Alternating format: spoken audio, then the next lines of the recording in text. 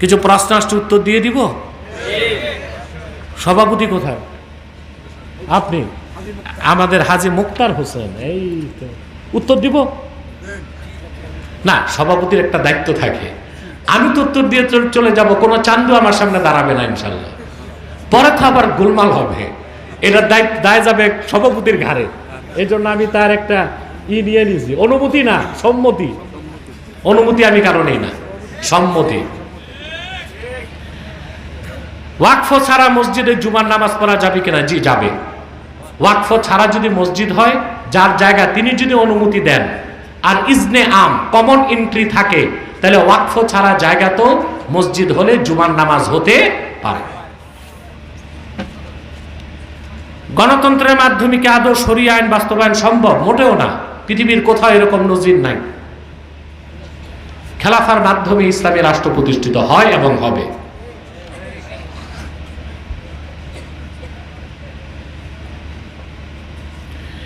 কেউ কেউ বলেন গণতন্ত্র যেহেতু হারাম, আমরা কাউকে ভোট দেব না।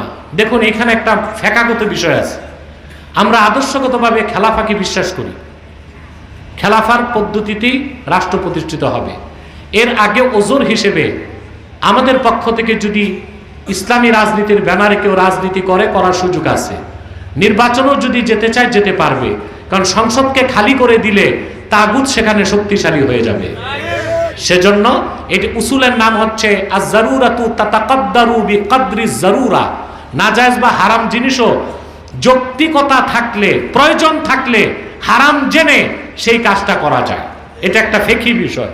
এই জন্য যারা ইসলামী আন্দোলন করছেন, ইসলামী রাজনীতি করছেন, তাদেরকে আমার পক্ষ থেকে পৃষ্ঠপোষকতা আছে। কিন্তু অবশ্যই এই গণতান্ত্রিক ভাবে রাজনীতি করতে গেলেও সীমা থাকতে হবে, তা যেন শিরক আর কুফর পার না হয়। এখন গণতন্ত্র রক্ষা করতে যে আপনি পূজা মণ্ডপে যে কীর্তন গাইবেন, এটা তো আর হয় না। এটা করবেন কেন? এটা করতে গেলে তার ঈমান থাকে না। তারপর হিন্দুদের মূর্তির সামনে যে লাড্ডু খাবেন, সমসম খাবেন, খ্রিস্টানদের গির্জায় যাবেন, তাহলে তো আপনি বাউন্ডারি পার হয়ে গেলেন। গণতন্ত্র করতে হলেও শিরক কুফরের সীমা পার হওয়া যাবে না।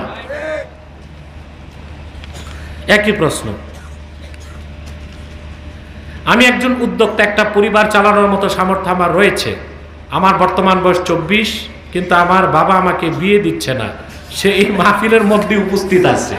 ইন্না লিল্লাহ।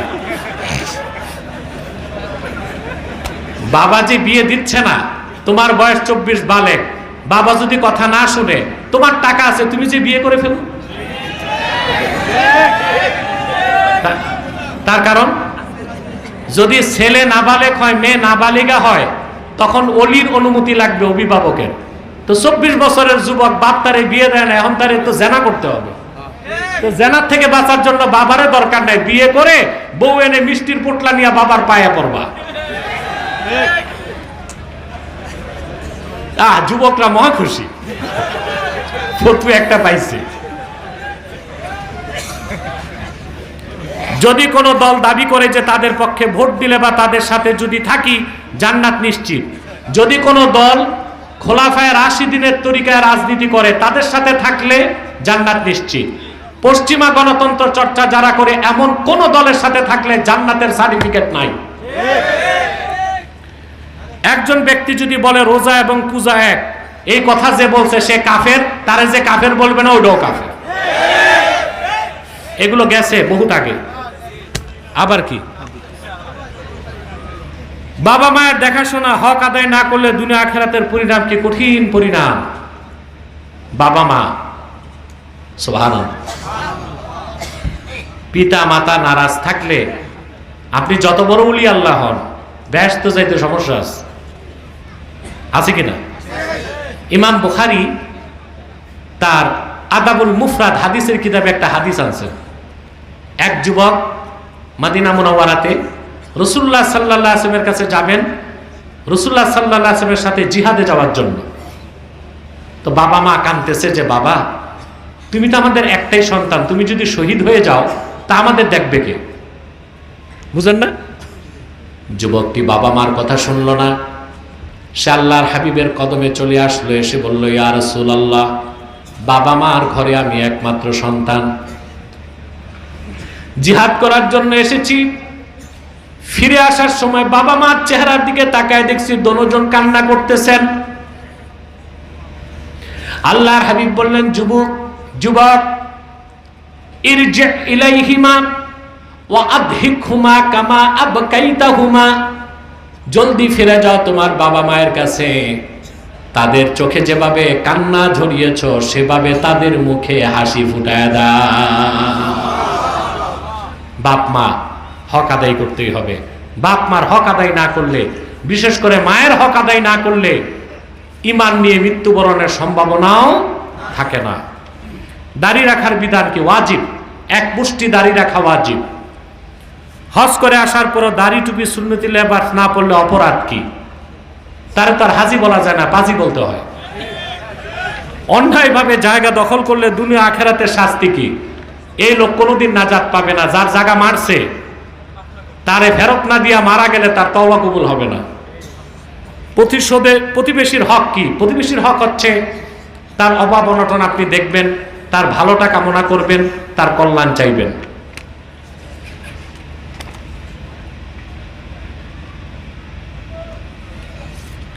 আমাদের এক এলাকার এক মোল্লা বলছে যে মিলাদুন নবী সাল্লাল্লাহু আলাইহি ওয়াসাল্লাম, যারা বলেন মিলাদুন নবী সাল্লাল্লাহু আলাইহি সাল্লাম, প্রশ্নটা তো বুঝলাম না আমি। দেখুন, মিলাদুন নবী সাল্লাল্লাহু আলাইহি ওয়াসাল্লাম অর্থটা কি এটা বুঝতে হবে। যিনি প্রশ্ন লেখছেন সাজায় লিখতে পারেন, আমি বুঝতে পেরেছি তার প্রশ্ন জানাটা কি। মিলাদ শব্দের অর্থ ওয়ালাদা ইয়ালিদু, ওয়ালাদা থেকে মিলাদ অর্থ জন্ম বৃত্তান্ত। অর্থ কি? জন্ম বৃত্তান্ত। এই মিলাদের অর্থ না জানলে তো মৌলবী ফতোয়া দিতে পারবে না। তো মিলাদুন নবী অর্থ কি? মিলাদুন নবী অর্থ হচ্ছে আল্লাহর হাবিব মুহাম্মদ সাল্লাল্লাহু আলাইহি ওয়াসাল্লামের জন্ম বৃত্তান্ত। এখন এখানে ঈদ শব্দ আসে কেন? ঈদে মিলাদুন নবী, ঈদ শব্দের অর্থ হচ্ছে আসরুরুল আয়েদ, যে আনন্দটা বারবার মনে জাগে তাকে বলা হয় ঈদ। কি বলা হয়? মুহররমের 10 তারিখ রোজা রাখেন? রাখেন না 10 তারিখ রোজা? আশুরার রোজা কেন? বনি ইসরাইল রোজা রাখতো। মুসা নবীকে 10 তারিখ আল্লাহ তাআলা ফেরাউনের হাত থেকে রক্ষা করছেন, বনি ইসরাইলকে রক্ষা করছেন। শুকরিয়া হিসেবে মুসা নবী রোজা রাখছেন, বনি ইসরাইলও রাখছে। আল্লাহর হাবিব সাল্লাল্লাহু আলাইহি সাল্লাম মদিনাতুল মুনাওয়ারাতে যাওয়ার পর সাহাবা একরামকে বললেন তোমরাও রোজা রাখো। এখন এই যে আশুরার 10 তারিখ রোজা রাখি, মুসা নবী কি প্রতি বছর একবার ফেরাউনের হাত থেকে বাঁচে না? ঘটনা ঘটছে একবার। শুকরিয়া বারবার। প্রত্যেক সপ্তাহে জুমা আসে না? জুমার ফজিলত কেন? বলা হয়ে থাকে আদম আলাইহিস সালামকে আল্লাহ জুমার দিন সৃষ্টি করছেন।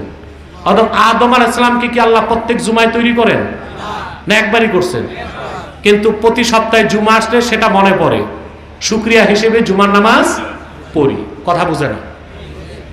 তো ঈদ অর্থ হচ্ছে আসরুরুল আয়েদ, যে আনন্দটা বারবার মনে জাগে। যে ঘটনা ঘটে একবার মনে পড়ে বারে বার, মনে পড়ে যতবার আনন্দ লাগে ততবার, তাকেই বলা হয় ঈদ। আল্লাহর আখিরি নবী, নবীগণের মাথার তাজ, আমার নূর নবীজি মুহাম্মদ মুস্তাফা সাল্লাল্লাহু আলাইহি ওয়াসাল্লাম আজ থেকে ১৫০০ বছর আগে মক্কাতুল মুকাররমায় হযরত আমেনা নূরময় রেহেম থেকে তাশরিফ নিয়ে এসেছিলেন। রবিউল আউয়ালের 12 তারিখ ছিল। সেই রাতটাকে হাদিসের ভাষায় বলা হয়েছে লাইলাতু মাউলিদিল মুস্তাফা। প্রতি বছর রবিউল আউয়াল মাস আসলে ১৫০০ বছর আগে সেই শুভ মুহূর্তের কথা মনে জাগলে প্রত্যেক মুমিনের হৃদয়ে আনন্দ জাগে। সে আনন্দের প্রকাশ করার জন্য তারা যদি সিরাতুন নবী নামে কিংবা মিলাদুন নবী নামে মাহফিল করে, তাফসীর মাহফিল করে, জিকির ফিকির করে, নামাজ পড়ে, রোজা রাখে, তাবাররুক বিতরণ করে, খাস মুনাজাত করে, একেই তো বলা হয় মাহফিলে ঈদে মিলাদুন নবী। এটা পালন করলে কুফর হবে কেন? বোঝা যাচ্ছে যে মোল্লা বলছে সে আসলে ঈদ শব্দের অর্থ জানে না এবং মিলাদুন নবী শব্দের অর্থ জানে না। আল্লাহ হেদায়েত করুক। আমার 3টি কিতাব স্টেজে আছে। নির্বাচিত তাফসীর প্রথম খণ্ড, সূরা ফাতিহার তফসির। নির্বাচিত তাফসীর দ্বিতীয় খণ্ড, সূরা ইখলাস ও সূরা ইনশিরাহের তফসির। বুখারী শরীফের প্রথম হাদিস ইন্নামাল আ'মালু বিন্নিয়াত, এই একটি হাদিসের উপর একটি কিতাব। যারা পারেন মোনাজাতের পর স্টেজ থেকে নিয়ে যাবেন ইনশাআল্লাহ, ঠিক আছে? আমি দোয়া চাই। ডক্টর মুখতার হোসেন আসতে পারেন নাই, তিনি প্রতি বছরই মাহফিলে সহযোগিতা করেন, আমরা তার জন্য দোয়া করব। তারা ঐতিহ্যবাহী ফরাজি হসপিটালের ব্যবস্থাপনা পরিচালক, এবং আমাদের সভাপতি হাজী মুখতার হোসেন, তার জন্য দোয়া করব ইনশাআল্লাহ। হাজী সাহেব আপনারা দাঁড়িয়ে রাখতে হবে, আবার মাহফিলের সভাপতি, তো আমি দোয়া করি তার জন্য। হাজী জয়নাল সাহেব আমাদের সংগঠনের লোক, আমার খাস অনুরক্ত ভক্ত মুরিদ, তার জন্য দোয়া করবেন। আমার স্নেহের আহাদুল্লাহ এই মাহফিলটার জন্য খুব সে অনুপ্রেরণা দিছে আমাকে, তার জন্য দোয়া করবেন।